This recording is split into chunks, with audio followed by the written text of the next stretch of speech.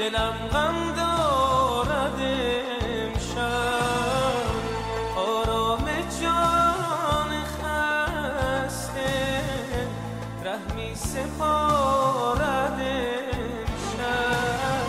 در نگاهت مانده چشمم، شاید از فکر سفر برگرده امشب. از تو دارم یادگاری، سردی این بوسه را پیوسته بر لب. قطره قطره اشک چشمم میچکد